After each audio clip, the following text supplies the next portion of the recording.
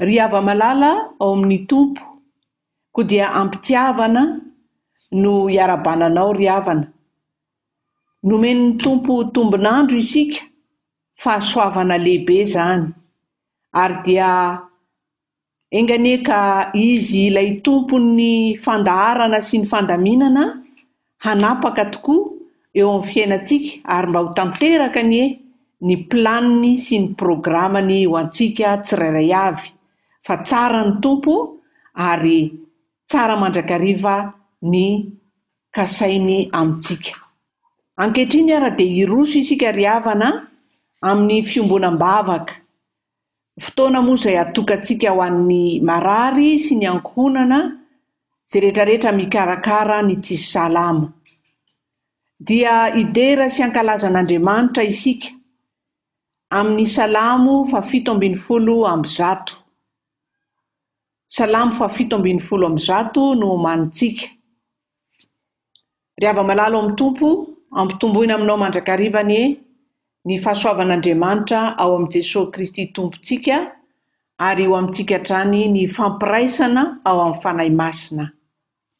Amen. Miderahan'i Jehovah ry firenena rehetra, mideraha azy ry olona rehetra, fa lehibe ny famindrapony amintsika ary mandrakizay ny fahamarinan'i Jehovah. Alleluia. Amen. Iombona isika amin'ny hira izay anandratantsika ny fontsika sy ny fanahintsika eo anatrehan'ny Tompo. Hivavaka isika. Dera laza voninahitra ho anao Andriamanitra rainay eo. Misaotra anao zahay ary manaiky tokoa fa ny firenena rehetra, ny olona rehetra tokony dera sy ankalazanao. Dia anjakao feno izao fanompoam-pivavahana izao mba ho manimpofona eo anatrehanao ho voninahitra ny anaranao. Amin'ny anaranao Kristy mahavonjy no anaovanay izany vavaka izany. Amen. Ankehitriny ara ry havana dia andray ny soratra masina isika. Ny soratra masina izay ampaherezan'ny Tompo atsika, izay anolorany hatrany ny fahasoavany ary hitondrany izany teny izany ny fanasitranana amin'ny aretintsika rehetra. Ny asan'ny apôstôly toko 9:10. Asan'ny apôstôly toko 9:10 no iarahantsika mamaky ry havana andraisantsika izany hafatr'Andriamanitra izany. Asan'ny apôstôly toko 9:10 dia manomboka eo amin'ny 7:10 hatramin'ny 7:30. Asan'ny apôstôly toko 9:10 manomboka eo amin'ny 7:10 hatramin'ny 7:30. Amin'ny anaran'i Jesosy.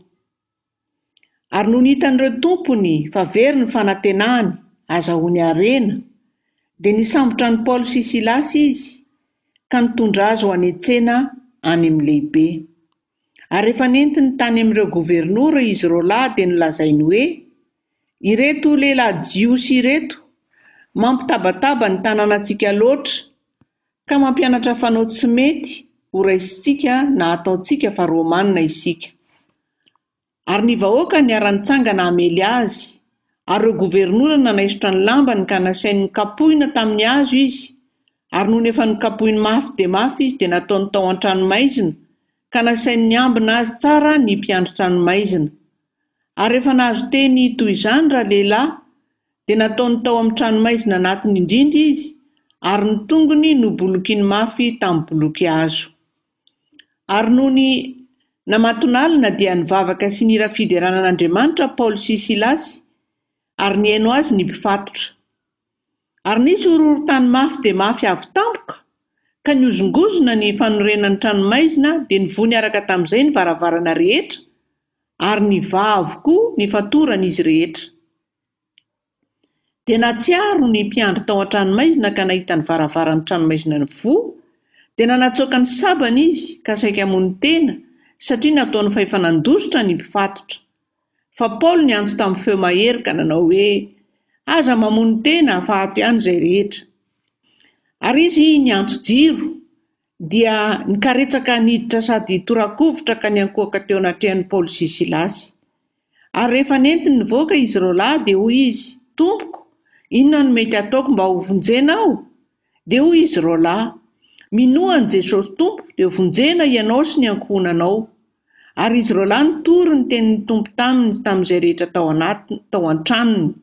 Ary nandray azy ireo lahy izy tamin'izany ora izany amin'ny alina ka nanasa ny dia kapoka ary natao batisa tamin'izay izy mba amin'izay rehetra azy. Ary rehefa nentiny niakatra ao an-trano izy ireo lahy dia nosoany hanina teo anoloany dia nifaly indrindra izy mba amin'izay rehetra tao an-tranony satria efa nino an'Andriamanitra. Amen. Mety efa renao io tantaran'i Paoly sy Silasy tao an-tranomaizina io ry havana. Tantara izay maneho amintsika ny herin'ny vavaka sy ny fiderana an'Andriamanitra. Hitantsika mazava tsara izany eo amin'ny 5:20 fa raha tao an-tranomaizina izy ireo lahy dia nivavaka sy nidra fiderana an'Andriamanitra ary niaino azy ny mpifatotra ary dia nisy horohoro-tany mafy dia mafy tampoka niozongozona ny tranomaizina ary dia nivaha ny fatorana rehetra. Tena mahagaga ny herin'ny vavaka sy ny fiderana. Ary izay ry havana no hafatra lehibe tian'Andriamanitra apetraka amintsika marary amin'ity anio ity ary amin'ny androntsika rehetra, satria raha ho sitrana ny aretina dia mivadibadika ny andro mety misy zavatra miatra amin'ny fiainantsika ihany. Fa hitantsika eto ohatra fa neny Paoly sy Silasy tsy resaka aretina akory fa fanenjehana azy noho ny fitorian'ny filazantsara ary dia nogadraina tao an-tranomaizina izy. Ka na inona endriky ny fahoriana miatra amintsika, miatra amin'ny olon'Andriamanitra dia marina mandrakariva izany teny izany hoe misy ny heriny, ny vavaka sy ny fiderana an'Andriamanitra. Tsara ihany no mampatsiahy hoe ny antony nanagadrana azy dia satria nisy zazavavy nanana fanahy mahavaly tao an-tanàna. Izany hoe nisy fanahy ratsy tao amin'io zazavavy io ary nampiasain'ny tompony izy mba ahazahoana harena. Reny izany ilay hoe mahitahita, mahalala zavatra, manao azo tsindrin-javatra, etc. Ary dia nahazahoan'ny tompony vola tokoa, kanefa moa dia natsahatra Paoly izany zavatra izany, nafahany izany zazavavy izany. Tianambara ry havana dia patsahivina kely efa ambara amintsika ombenombeno fa reny manao azo tsindrin-javatra sy mahalala zava-miafina hafahafa ireny ry havana, rehefa tsy Jesosy Kristy no topoina sy atsandratra dia fanaratsy izy ireny, fanamamitaka izy ireny ary tsy isika mihitsy no andeha ho diso lalana amin'izany. Fa ny antony afatr'Andriamanitra ry havana dia ny lanjan'ny vavaka sy ny fiderana an'Andriamanitra ao anatin'ny zavatsarotra miatra. Hitantsika tsara fa tsy vitan'ny hoe migadra izy mirahalahy reto, fa efa avy niaran'ny herisetra, nikapohana ary dia mafy ny bolokiana tamin'ny hazo ny tanany dia nalefa tany anaty tranomaizina faran'ny lalina tany. Sady misy zavatra miatra amin'ny nofony no mazava ho azy misy zavatra miatra amin'ny fisainana sy ny ataontsika hoe ny toe-po amin'izany hoe migadra izany. Zavatra roa ry havana no fahamarinana roa no ampitaina amintsika hisintomana ny eritreretintsika dia ny hoe midika inona moa izany hoe ao anatin'ny tranomaizina izy ireo lahy migadra, nikapohina nefa mivavaka sy mihira fiderana an'Andriamanitra. Midika inona izany? Ary ny faharoa, ny fahamarinana faharoa izay raisintsika amin'izao hafatra izao dia ny hoe inona ny vokatra rehefa nivavaka sy nira fiderana izy roa lahy.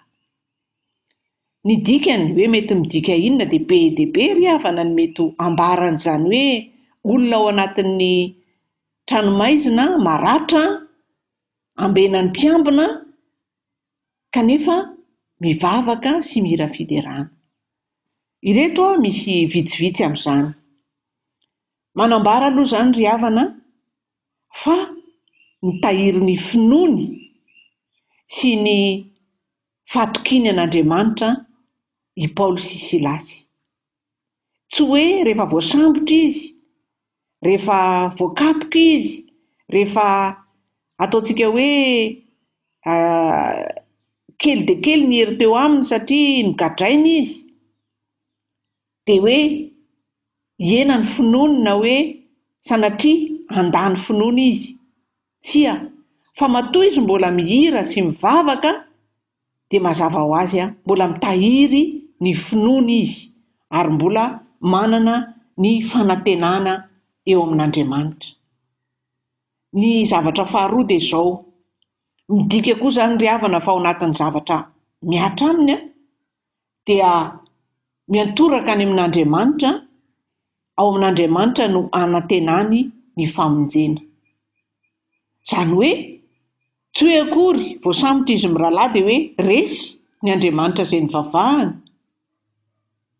na hoe nandao azy ny tompo, fa matoa izy mbola mivavaka sy mira fideran'Andriamanitra dia mbola any amin'Andriamanitra izy izany no manantena ny famonjena. Ao anatin'io zavatra miatra amin'io dia izao hoe manantitra izy fa lehibe ny Andriamanitra, manantitra izy fa tia azy Andriamanitra, manantitra izy fa tsy mandao azy Andriamanitra, manantitra izy fa mendrika omem-boninahitra mandrakariva Andriamanitra amin'ny zavatra rehetra izay miatra eo amin'ny fiainany. Ary dia raisintsika avy hatrany eo amin'ny manjoantsika izany.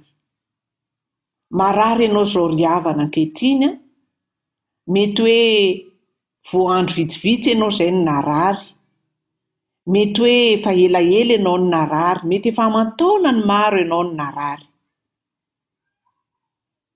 Dia tahaka ny Paoly sy Silasy dia miantso antsika izao tenin'Andriamanitra izao hoe misy ny heriny ny vavaka sy ny fideranan'Andriamanitra ao anatin'ny zavatsarotra, satria izany no anehoantsika ny finoantsika tsy mihena, tsy levona, sanatria nisy mpanompon'Andriamanitra anankiray izay rehefa nivoaka avy tao amin'ny efitrano fizahan'ny dokotera izy ka nambaran'ny dokotera taminy ny sorotr'aretina mahazo azy, dia sady nigogogogo ny tomany izy no niteny hoe zao ve Jesosy nivalina nipoko anao.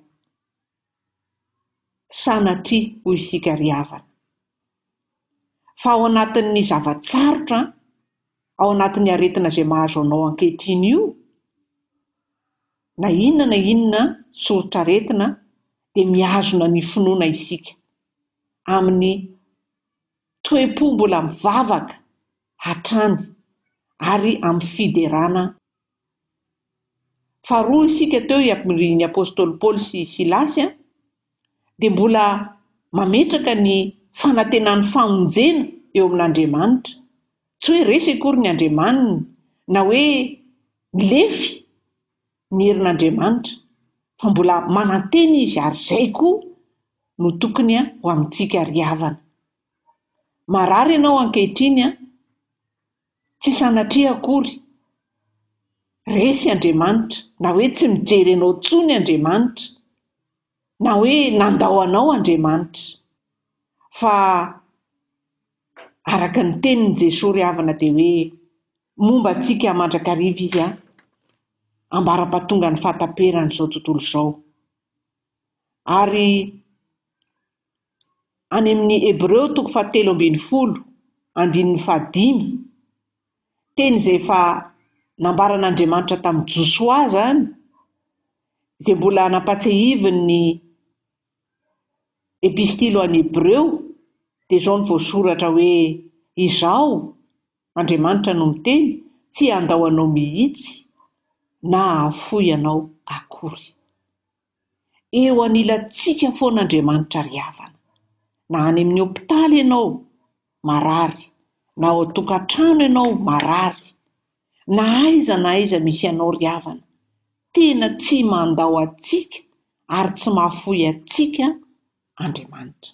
Noho izany any aminy mandrakariva tsy diso hiantefa ny antsoantso ataontsika, ny vavaka ataontsika ary ny fiderana izay maneho ny fahalebiazany fa izy ilay hatrizay ary mandrakizay, izy ilay tsy miova omaly anio ary mandrakizay, izy ilay nanasitrana mbola manasitrana ary tompon'ny fanasitranana.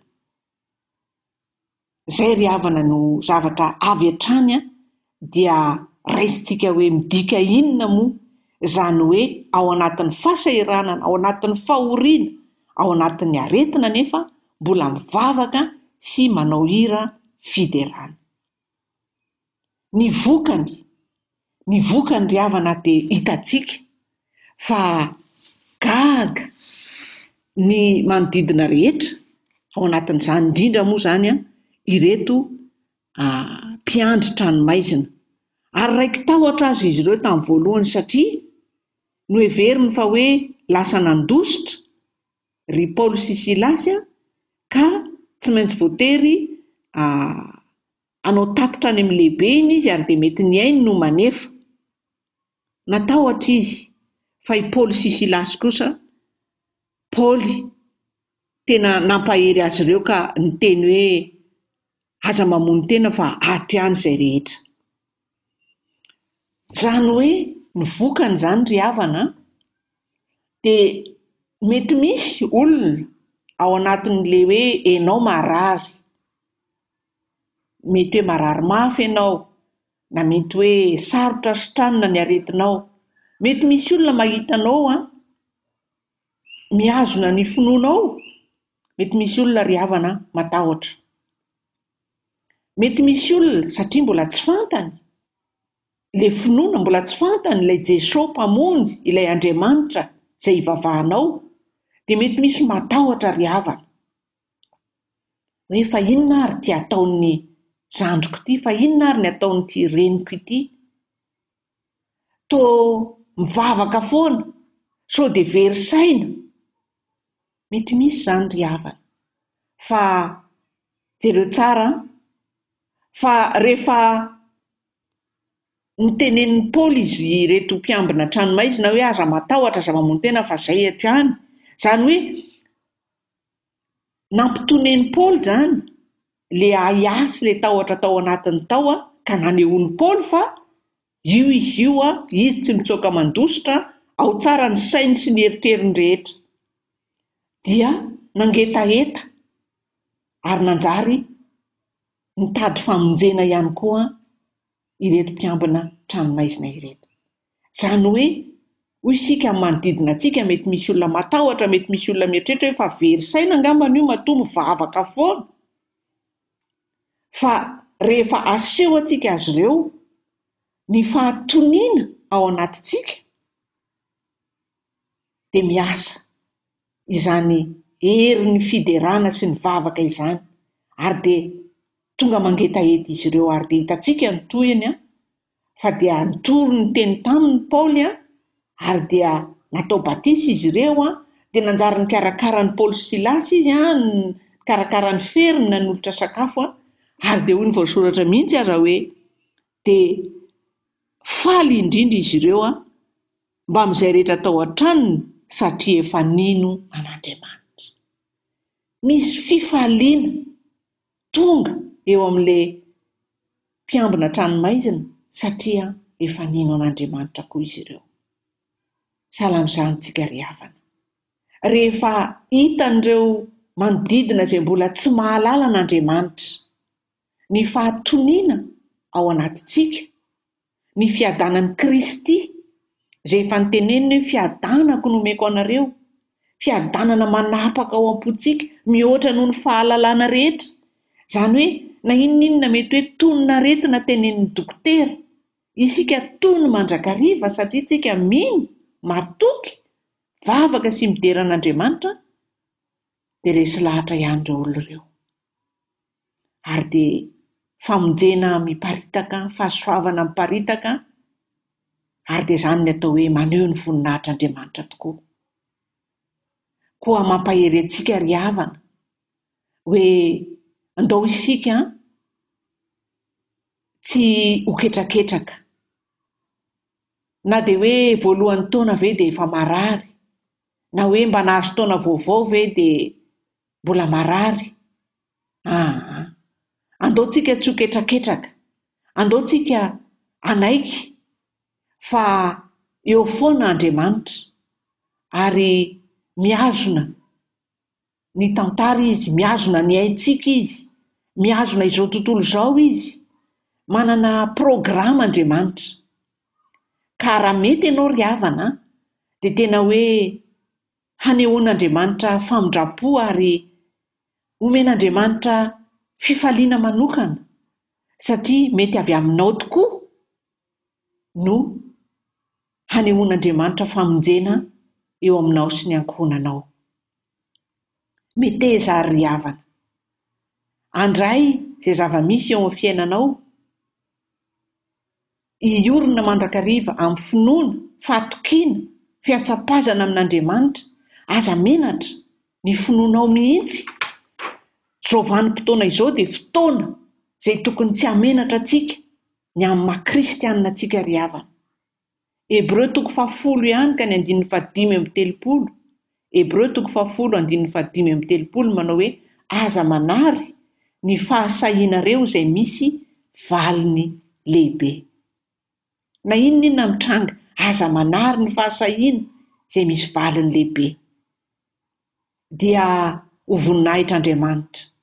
Na kelikely ny feo midera azy, na somary mandiso kely eo amin'ny bahakira, tsy maninona fa Andriamanitra mandinika ny fo sy ny vo, ary ankasitrahany indrindra ny molotra manaiky azy ary ny fanahy miravoravo eo anatrehany. Dia ho tanteraka aminao ry havana ny fahasoavana lehibe izay homanin'Andriamanitra ho an'izay mahatoky azy. Ho an'Andriamanitra irery ny voninahitra. Hivavaka isika. Dera laza, voninahitra ho anao ry Andriamanitra tsara indrindra. Misaotra anao izahay satria tsy taona vaovao ihany no nomenao, fa aim-panahy vaovao tovozonay eo amin'ny fanatrehana ianao, eo amin'ny fanatonana ianao, eo amin'ny fiantsapazana aminao, eo amin'ny fiderahana sy fankalazana ianao. Omenao aim-baovao tokoa izahay, ary mahatsiaro fa Andriamanitra lehibe ianao. Tsy ny zava-miatra amin'ny fiainanay akory no mampihena ny herinao sy ny fahefanao, fa vao maika aza reny, miasa tokoa, mampiasikasina fa tsy misy Andriamanitra fa-tsy ianao. Dia ianao ilay Andriamanitra efa tianay, ka nanolotra an'i Jesosy Kristy teo amin'ny hazo fijaliana ho famelan-keloka, ary nitsangako velona mba hananay fiainana mandrakizay. Koa indreto izahay mametraka ny fiainanay Tompo amin'izao taona vaovao izao, ao anatin'izao tsy fahasalamana izao, olonao sy ondry fiandrinao izahay, dia te hankasitraka, te hankalazanao mandrakariva, ary dia ho tanteraka aminay sy ny ankohonanay anie, ny fitahiana, ny fifaliana, ateraky ny famonjenao. Amin'ny anaranao Jesosy Kristy no anaovanay izany vavaka izany. Amen.